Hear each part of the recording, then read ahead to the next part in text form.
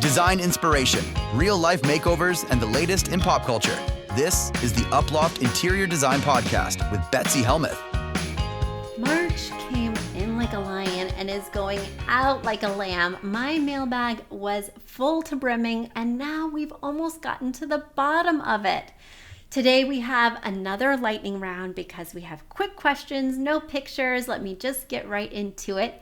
But I could use some more questions. Let's make April showers intense. Make it rain with questions in my mailbag. Head over to uploft.com/podcast. Once again, that's uploft.com/podcast. There you're going to see a quick and easy form. You fill it out with your design questions, you send me some pictures, and I'm off to the races, giving you my advice for free on your home, your spring project. I can't wait.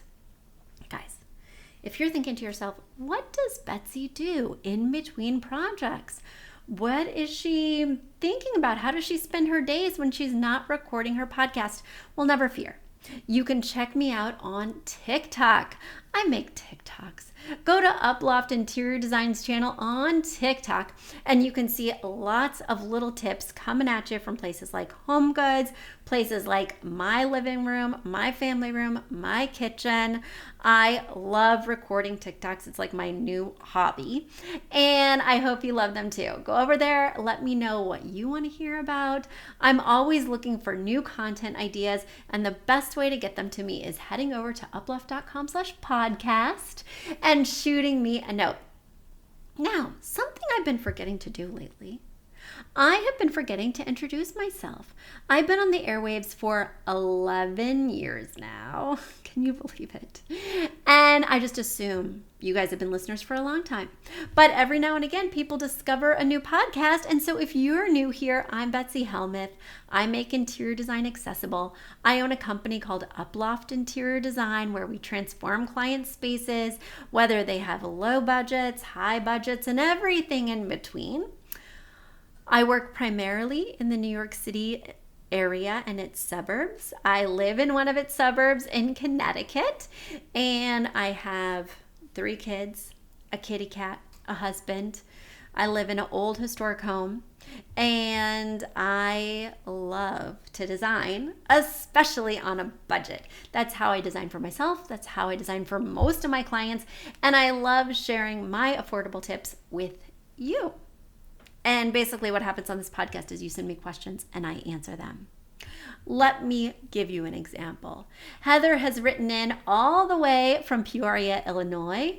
She writes, "Hi Betsy, I feel like my living room is almost there except for one glaring problem, the TV wall. It is just a mounted television with a long console underneath. That's it. No architectural detail, no depth, no personality.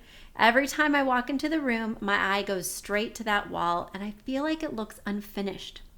I've been debating built-ins, panel molding, wood slats, a darker paint color, or even a gallery wall around the TV. I'm nervous about committing to something that could feel trendy or overwhelming. I also do not want to sink a fortune into custom cabinetry if there's a simpler move that would still feel elevated. From a design impact standpoint, what usually transforms a basic TV wall most dramatically? Is it architectural framing, contrast in color, added texture, or layered styling? And how do we know when enough is enough?" One word that I'm really stuck on, Heather, that you wrote me was elevated. Now, this is why, guys, if you're listening to this question, pictures are critical for me to really give you tailored advice. Now, I'm going to give some generic advice to Heather, and I know it's going to help her. But when you send me pictures of the space, especially from each corner, so that I can really get a 360 view as to what's going on, when you send me that series of pictures, then I can understand what's going on the other walls and best guide you. For instance, if Heather has a gallery wall above her sofa that's facing the TV, I do not want a gallery wall around the TV because that is too many gallery walls. I only like one gallery wall per floor, and certainly not opposite each other in the same room. But if Heather already has a wall of bookshelves on one wall, well, I would not want her to do a built-in on the TV wall, most likely, unless it might balance things out, unless she has 6,000 books and wants this to feel like a cozy den. So without that context of how the space looks right now, it's very hard for me to give her concrete advice. But the word I'm hearing is elevated, meaning that we're wanting to take this sort of pedestrian item of a TV and make it feel, dare I say, luxe. Okay. Wood slats are over. Let me put it that way. Shiplap is so done. Wood paneling, no thank you. So we can do process of elimination on this question and immediately let that one go. Darker paint color right behind the TV, no ma'am. Accent walls, as you may have heard me say earlier this month on a podcast, accent walls are so not chic. In moments of desperation, I will allow them, but that is not this case. Heather, that's a no. We've determined that a gallery wall is not the best idea if there's another gallery wall on this floor. But I would argue that gallery walls aren't generally elegant anyway. Now, if everything's symmetrical, if it's all black and white, I definitely think gallery walls can be elegant. But typically a gallery wall is a collection of a lot of different ideas and pictures and elements that are brought together in a curated way, but they don't naturally go together. So while it can be called eclectic, while it can be called, unique, elevated is not typically a word I associate with a gallery wall. And having a big old black TV in the middle of a gallery wall can be playful, whimsical, interesting, especially if it's a frame TV. It can look like a painting and kind of trick the eye, but none of that is what I'd call elevated. Now you could build it into a piece of furniture, like having bookcases that flank and having doors that open, and that I think could be elevated. And I wouldn't put architectural moldings around it or anything like that. Typically, I might want to elevate the space as a whole rather than just concentrating on the TV wall. Now, a couple things you want to be wary of if you do have a console underneath, which you do, you don't want the TV to be wider than the console. You don't want it to look top heavy.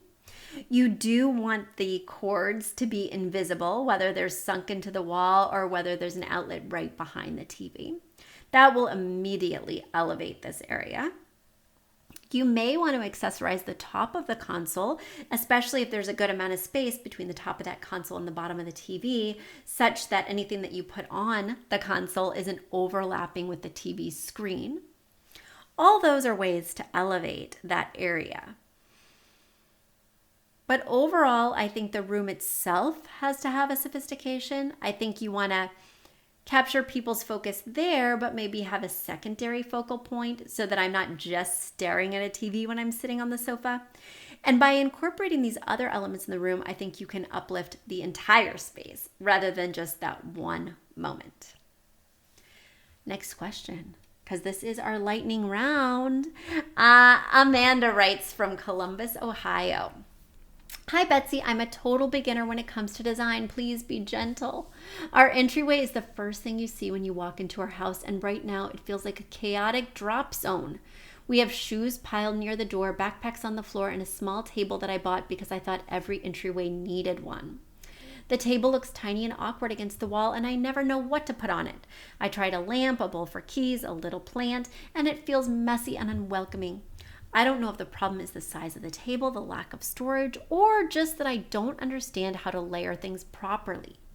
As someone who does not naturally see design, how do I approach an entryway from scratch? What are the essential elements that make it feel organized and intentional rather than a hallway we dump things in? All right, lots of thoughts and feelings. I should have added in this when I was talking the other day about kitchens and bathrooms. The first thing we want to know is that the kitchen is clean, or the bathroom, that it feels fresh and clean. The second thing we want to know is that it's practical and functional, that I'm able to do all the things in there that I need to get done. And the third thing we want to think about is that aesthetic beauty. That's exactly how I feel about an entryway, in that order. First thing, is it clean and tidy? Second thing, is it practically functioning the way I need to? Now, when we're talking about practical function, we're talking about a place for those backpacks and shoes that's closed behind doors. Nobody wants to see that. A place for the coats and jackets that's closed behind doors. Nobody wants to see that. Is it a closet? Is it a freestanding armoire? We have lots of options, but they should all have doors if possible. Now, my family's very messy. I cannot wrangle these people. I have tried. They will put their coats away. They will put their bags away. They will kick their shoes and just leave them in the middle of the floor. So I'm creating my entryway from scratch right now. And the cubbies for the shoes are not going to have a door. So that way my kids can easily kick them in with no sort of obstacle to organizing. And yes, it's not going to look as beautiful as I would like if they were shut away. But I know my kids will never open a door or drawer to put their shoes away. I have seen this in real life. I bought a stopgap armoire to kind of see what they would do before investing in a custom piece, because it's going to be $5,000. And now it's time to go the distance to have the piece built and to invest in that custom solution now that I've tried the other solutions. You mentioned that you feel like every entryway needs a console table, and that is wrong. That is absolutely not true. I would not do a console table if it doesn't have any function for you. You've mentioned trying to accessorize it with plants, picture frames. It's feeling messy. It's feeling unwelcoming. You have to be really intentional. If you're going to have a bowl, make sure that only keys go in it. If you're going to have a tray, make sure only mail goes in it. But make sure that it's functional. Or if you have the luxury of having a space that doesn't actually need to be functional in your entryway, maybe you're always coming in through the garage and have a mudroom there, then go for it. Really make that more of a decorative, welcoming statement. But what I'm hearing in this email is that you need this entryway to do a lot of quote unquote jobs. And lots of those jobs are messy ones we don't want to see. That's going to involve some doors, whether you have to pay for doors like I'm going to have to do with my custom built-in, or whether you have a coat closet right there and you have conscientious family members who are going to abide by those organizational guidelines you set forth. All right. That was a lot to take in, Alexis, but I hope it inspired you in some... Oh, I'm sorry, Amanda. Oh my gosh. It's all a blur, guys. All a blur. So many questions, so little time, and I do want to get to this last question before signing off today. Kelly from Prescott, Arizona wrote in, and she says, "Hi, Betsy. I'm very new to decorating. I feel completely confused about mixing wood tones. My floors are a medium oak color. My dining table is a darker walnut, and I recently bought lighter wood chairs because I liked them individually. Now that everything is in the same room, I worry it looks mismatched instead of curated. I've heard that mixing woods can look sophisticated, but I've seen rooms where it feels chaotic. I genuinely cannot tell the difference. Do wood tones need to match exactly? Should they be close but not identical? Or is contrast actually better? For someone who does not have a trained eye, what guidelines should I follow when combining different wood finishes so the space feels intentional instead of accidental?" Well, I love that you are thinking about this, Kelly. Great questions, and I have answers. So when you're talking high-end design, when you're working with a high-end designer, they are going to mix everything. They are not going to worry about really anything being matchy-matchy, and they're going to find things over time. They're going to curate a collection of found objets from an antique place here and from a fancy art gallery there, from a bespoke furniture shop here and another boutique down the road there. Okay. They are not going to worry about wood tones, or at least not very much. But for practical, normal people who are trying to design rooms holistically and are not wanting to take years to do so, you do need to think about wood families. My rule of thumb that creates a sophisticated, beautiful, and cohesive room every time is that you want to stick to your wood family. We have dark wood families, we have mid-tone wood families, and we have light wood families. Light are, say, the beech and birch and whitewash and oak. Those mid-tone families tend to be like the walnuts, the acorns, the medium stain, right? And then those dark woods tend to be those really black or ebony style woods, those cappuccinos, those rubber woods. And I do not mix the families in one room. Now, the room's architecture, say the wood flooring or say the wood trim, can be whatever it is. And you do not have to adopt that wood family as the one you select for your furniture. But all your furniture, whether it's dining tables, dining chairs, buffets, if it's got a wood tone, they all need to be in the same family, either dark, medium, or light woods. And that's just a quick and easy way to create cohesion. They do not, however, have to match. You do not, and I dare say you do not want them to match. They don't all have to be walnut if they're the mid-tone family. They don't all have to be birch if they're the lightwood family. In fact, you want to mix it up so that there is variation within the family. You don't want it to look like you shopped at the birch store. You don't want it to look like you shopped at the cappuccino wood store, right? So we do want some, what's the word I'm looking for? It really just left my mind.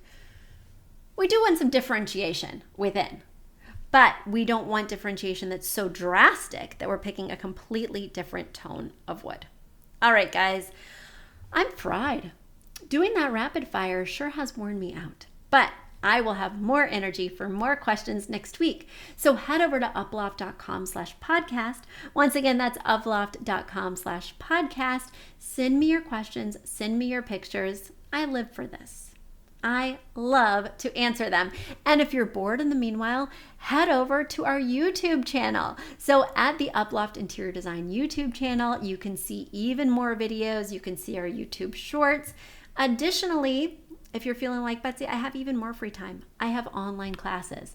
Again, your one-stop resource, uploft.com/podcast. Head over there, check them out. You can take my courses 3 at a time. They're sold in a beautiful bundle with my signed book, and they're quite a bargain. All right, everyone, until next week, bye. A big thanks to our producer, Jeremy Young, and to Aton and the Embassy for our theme music. And shout out to our parent company, Uploft Interior Design, your trusted source for expert interior design.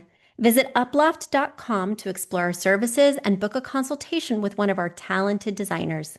If you're enjoying the Uploft Interior Design Podcast, please support us by sharing the show with friends and leaving a 5-star review on Apple Podcasts or wherever you listen.